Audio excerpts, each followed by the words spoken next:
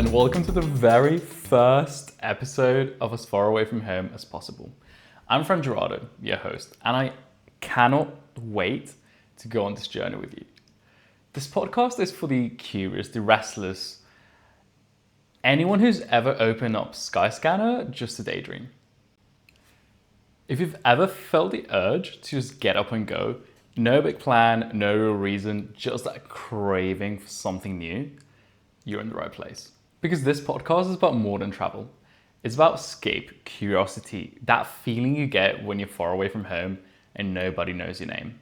Because there's no feeling more freeing to me than being somewhere new where you don't speak the language, where people don't know your name. We can just exist.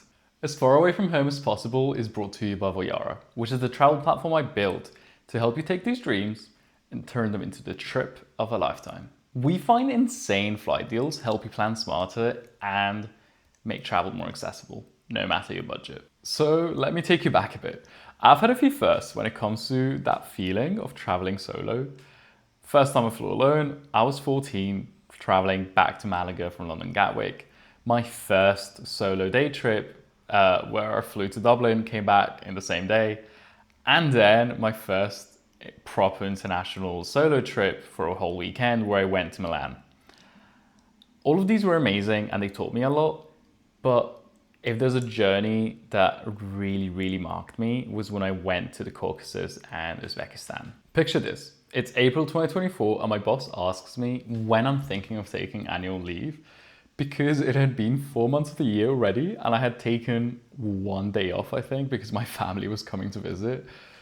Anyways, I did what I usually do, open Skyscanner up and just try to find what is the best off the beaten path destination I can go to for as cheap as possible.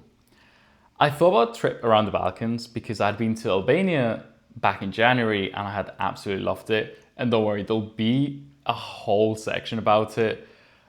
Ask me anything you want about it because since then I've been twice more and I'm going back again for a 4th time in July, so in a couple of months. Anyways, after looking at where I could go and everything, Yerevan popped up and it's a place I had thought about going and stuff, not too much, but the whole Caucasus idea, I really liked it. So I was like, right, if I'm going to Yerevan, I might as well go to Georgia and Azerbaijan, right? And from there, the everywhere option showed Uzbekistan. Now, that was for like £50 with Wizz Air through Abu Dhabi. Not the most glamorous setup and one that I actually didn't end up taking, but it did plant the seed. I started investigating about the country, what to do, what kind of things are so unique about Uzbekistan, watching YouTube videos, and I just fell in love with it. It was so amazing, it was so beautiful. The reviews I was reading and watching, and as the more I heard about it, the more I wanted to go. So I ended up flying with Azerbaijan Airlines directly from Baku to Tashkent. Got denied boarding at first because they were like, you need a visa, and I was like, I don't need a visa, I have a Spanish passport. But also in those countries, I feel a bit less protected because they're English, at least like the gate agents weren't great and everything. And I was one of the first people to be in the boarding line, in the queue. I was probably one of the last to actually board. They let me last. They took my passport and I was like, right, where are you going? Anyways, that's for another story. But Uzbekistan. After falling in love with the country, my plan was to fly Uzbekistan Airways 787 to Istanbul from Tashkent and then spend 24 hours there, just walk for a bit and enjoy the city. I had been a year before for 5 days, so I didn't really have to do much sightseeing. And then catch a 4 a.m. flight from Istanbul to London Gatwick with Wizz Air, just to make it on time for my shift. That worked. But the 787, which I was so excited about, first of all, because it was Uzbekistan Airways. Second of all, because I had never actually flown on the 787. It was the only plane I hadn't flown on. It got swapped out for an A330. I'm not complaining because it was the first time I was flying a wide body in around 3-4 years. And first time I was taking a 6-hour flight in 5 years since before COVID. But I was very gutted. Luckily, I was able to fly the 787 afterwards from London to Zhengzhou in China in November, but that's for another story. Now, that trip, which at first felt like an unachievable dream, actually changed my life forever. The trip was surreal from start to finish. So many things happened, but part of that magic was the feeling of being so far away from home. I'm not only talking about distance, but like the fact that everything was completely different. The way society works in Uzbekistan, for example, is completely different to how it works in the West. And the fact that no one really speaks English, that you look at signs on the street and you actually cannot figure out what they mean. That kind of thing, it was difficult sometimes because I'd be in the metro and I wouldn't actually understand what stop it is. But it did teach me a lot. And, the good experiences, I really enjoyed them. And the bad experiences just taught me lessons that I don't think I probably would have learned otherwise. Visiting Albania that January had definitely given me a taste of that. But I think immersing myself in a 2-week adventure like this fulfilled me in ways that I don't think I could have ever imagined. It wasn't just the thrill of being somewhere new, but it was that shift in perspective and seeing things being done differently to the way I'm used to. I had to challenge my assumptions, and I learned so many things about myself which I don't think I would have learned if I hadn't challenged my boundaries and gone out of my comfort zone. That is something I will repeat over and over again. Please try to push your boundaries. Please try to get out of your comfort zone. And that doesn't have to look the same for everyone, nor does it have to look the same for each individual person throughout their whole life. So for me, at one point, traveling solo as a thing was pushing my boundaries. And that trip that I spoke to you guys about earlier to Dublin, it was a day trip from the UK. Like, the amount of things that could have gone wrong was very minimal. And for me back then, 3 years ago, it was pushing my boundaries. That is what I'm talking about. So that's just something I will never get tired of saying. Now, that trip was a turning point because I realized that travel is so much more accessible than people think if you know how to look. Trust me, that trip to Uzbekistan and the Caucasus, that took me tens of hours of research. However, everything went on really well, as planned. I didn't have any major issues, and I think that's part of it. And doing all that without needing to spend so many hours doing all the research, without trying to Google stuff to find information when most of it is not in English, which is a real struggle because it proves that Google sometimes is not your friend. And definitely without having to spend hundreds of thousands of pounds on someone to do the research and do everything for them. Now, I wanted to talk about why I started this podcast. As far away from home as possible and Voyara are kind of two sides of the same coin. The podcast is where I share my stories, my insights, what I think about certain countries that I've been to, my trips, and all that kind of more personal stuff. And then Voyara is how I actually help you do the same. However, both are built around the same belief that travel should be more accessible, more meaningful, and definitely more real. If you know me, you'll probably know that podcasts are part of my daily life. Either I listen to ones about Spanish gossip, to engineering, to finances, to politics, to whatever random interest I'm into that week. But I never found the right one for me because I wanted one that was raw and real and honest and not overly polished, and one where someone would speak about traveling the way you'd speak to a friend. Because yes, traveling in aviation can be technical. However, you can still make it informative but light and specialized but general enough for everyone to understand. And that is what I wanted to achieve. This podcast is personal but not preachy, practical but not too boring, and a little nerdy, a little emotional. But that's exactly how travel is. That's the kind of voice I wanted to hear.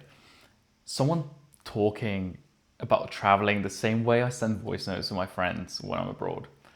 Which to them, by the way, I'm really sorry because I do send very long voice notes. But that is why I started this podcast. Now, at the start I said that this was the first episode, and that is not completely true.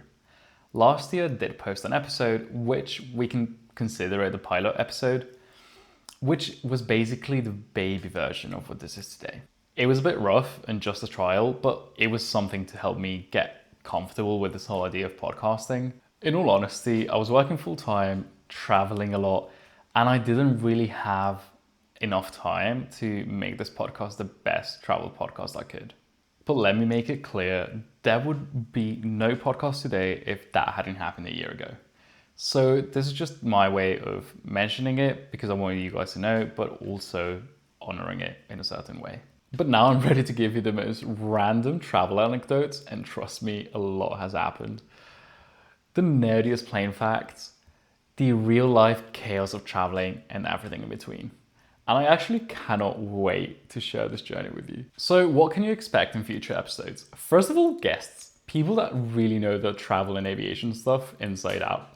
Second of all, friends who have actually seen me panic over traveling, because I feel like I always show the best side, and trust me, the people closest to me have really seen it all. And I'm talking about friends that I've called in emergencies, like when I thought I was getting kidnapped in Azerbaijan at 1 a.m. by a random taxi driver who wanted to take me to an ATM at 1 a.m.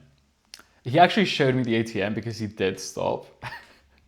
And it was in the middle of a road, empty road. You actually have no idea. Friends who have seen me go to the airport to fly to China without actually knowing where I was flying to, if I was actually going to leave that day, all because the airline decided to cancel my flight and I had no way of getting in touch with them. Fun. All the time I was on holiday in Croatia with my mum, and my passport ended up a couple thousand kilometers away from me. That was very fun. With a flight to catch that same day, and plot twist, I did catch that flight that day with that passport. So there's a lot to unravel in here. So yeah, there's a travel expert / France travel gossip column. There's gonna be so many anecdotes, so many moments, and so much chaos, but it will all be fun, and I'm so sure that you'll enjoy it. Because yes, the dramatic stories are always the best, but my favorite part is always hearing about how they get solved, because there's always a happy ending. So far, there's always been a happy ending. You'll hear from people who've done wild things when traveling, and people who've just taken a single trip abroad and it scared the hell out of them. Because every comfort zone is different, and every travel story matters. Every episode will also include very useful advice, and not in a guru, hey, I know it all way, but in a, hey, I had to go through this and learn it the hard way so that you don't have to. We'll cover everything from the basics, like how to find cheap flights, to what do you do if you lose your passport abroad, or how to have the best connectivity, which, spoiler, I'm a really big fan of eSIMs in 95% of cases, however, not all of them. And my favorite tip, the one I will never, ever, ever get tired of repeating, please get travel insurance. I'm actually begging you. The amount of people that I hear them say that they don't get travel insurance, or they get it whilst traveling, the day they're gonna travel, the day before traveling. Get it as soon as you have that trip booked. Trust me. And don't get the cheapest one, because you're going to be saving £20 that if something happens, and I'm not even talking about something that bad, but if something even minor happens, having a good travel insurance will really help. And you don't have to get the one that's £200. Trust me. If not, if you're going to travel a lot, get an annual travel insurance. it's gonna cost you £100, £150. It will save you from so many things. And you also feel more protected, which is also it's also a reason why I do this, because when you have travel insurance that covers pretty much everything that can go wrong, you're like, okay, I'm obviously going to try not to lose my passport. If I lose it, I know I'm covered. And that peace of mind, trust me, it's worth much more than the £20 you're going to save by getting a cheaper travel insurance. These steps won't be one size fits all kind of thing, but they're all based on my real experience traveling. And they're the kind of things where I wish someone had told me those things before I started traveling so much and before I actually had to learn it the hard way, except travel insurance. That I've never had to use so far, which I'm really grateful for. But everything else, they're all going to be tips that I've learned the hard way, either by paying more or by just getting more stressed, stuff like that. We'll talk about the realities too, because as much as I love traveling, I definitely know it's not a bed of roses. The anxiety, the panics, the stuff that happens unexpectedly that you don't expect and you actually don't know how to resolve. Everything. Travel isn't always pretty, but it's always worth talking about. And it's definitely worth learning from. This podcast won't shy away from the mess. I want to talk to you about the things that people don't tell you about traveling. As far away from home as possible is not here to tell you to travel more. It's here to make you travel better. And I'll be honest about the things that went wrong, the situations that really put me to the test. Because those moments are the moments you learn from, and also, honestly, they make for the best stories. Travel doesn't have to be perfect, and it definitely doesn't have to look like some sort of Pinterest board. But travel has to be real. Now, before we wrap up, I wanted to talk to you guys about something that I keep getting told by people whenever I tell them that I've traveled or that I've traveled to X places last year. And that is the idea that traveling has to be expensive. Because it doesn't. A lot of people assume that I've had to spend thousands to be flying around all the time. But let me tell you, I've spent less money on full weekend European city breaks than a lot of people spend on a night out in London. And I'm talking £10 flights, £25 Airbnbs, and cheapies that actually slap. And it's all about how you search, because after all of these years traveling and figuring out the cheapest flights, cheapest hotels, everything, I think I finally cracked the code. And there's no secret recipe to it, because to be honest, I still use Google Flights, I still use Skyscanner, still use Booking.com, just like you. But I've done it so much that I know where to look, what filters to use, and how to find those amazing deals that just don't pop up with a basic search. And that's exactly why I created the Flight Vault on Voyara, which is the place where I share the absolute best deals I can find that actually make you wonder whether they are real. Spoiler, they are. Some of the deals I've posted in there so far have been Albania for £12, New Zealand for £250 each way, all direct flights to the Caribbean, including meal, luggage, and everything, for under £130 each way. And I'm not gatekeeping. If I find a £200 flight to Japan, I want you to be the person that books it. So if you've ever opened Skyscanner and thought, nah, I can't afford that, you're wrong, first of all. But second of all, stick around, because I'm going to be sharing all of these deals on here, how I found them, how to book them, and everything so that you're the person on that next flight. And that's it for the very first episode of As Far Away From Home As Possible. I hope you've enjoyed coming along this ride with me as much as I have. I've absolutely loved it, and I actually cannot wait to share with you guys the future episodes I've planned. If you like the episode, please do follow, subscribe, because it helps massively. And if you can leave a little comment or review, that's even better. It seriously helps more than you think, especially with a new podcast like this one. You can also follow along on Instagram or TikTok for more travel chaos, daily flight deals, and all the behind the scenes from the trips I mentioned here. And of course, if you want to see the flight deals that I spoke about earlier, Go on voyara.co.uk and check out the Flight Vault, where I post the absolute best deals I can find. Thank you so much for listening. Seriously, it means a lot. I'll see you next Wednesday with a new story, a new trip, and a new plane fact. Until then, stay curious and remember, go as far away from home as possible.